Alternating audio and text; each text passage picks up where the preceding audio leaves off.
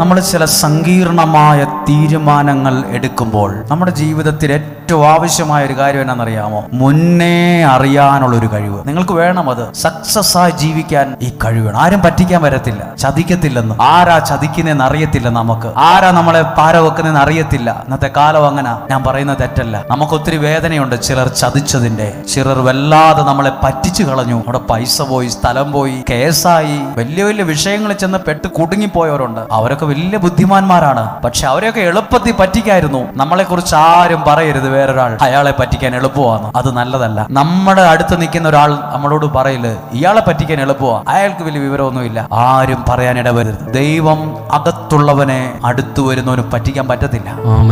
അവന് നേരത്തെ പിടികിട്ടും.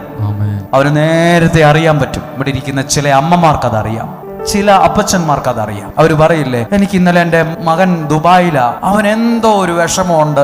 കൃത്യം ഫോൺ വിളിക്കുമ്പോൾ അവിടുന്ന് പറയുക ഒരു വിഷമമാകട്ടെ, എനിക്ക് തോന്നി നിന്നെ വിളിക്കണം, നിനക്ക് എന്തോ. അപ്പോൾ നമ്മൾ വിളിക്കുമ്പോൾ അവർ ചിലപ്പം പറയില്ലേ, എന്താ മമ്മി ഇപ്പൊ വിളിച്ചത്?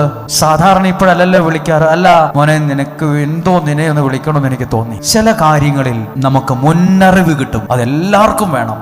കുടുംബജീവിതം നയിക്കുന്നവർക്ക്, ബിസിനസ് നടത്തുന്നവർക്ക്, ശുശ്രൂഷ ചെയ്യുന്നവർക്ക്, നിങ്ങളുടെ കുഞ്ഞുങ്ങളെക്കുറിച്ച് അവർ ചില കാര്യങ്ങൾ ഒളിച്ചും മറച്ചും വച്ചാലും മാതാപിതാക്കൾ എന്ന നിലയിൽ അത് കാണാതെ കാണാൻ പറ്റണം. വേണം. ഇതൊരു കൃപയാണ്, ഇതൊരു അനുഗ്രഹമാണ്.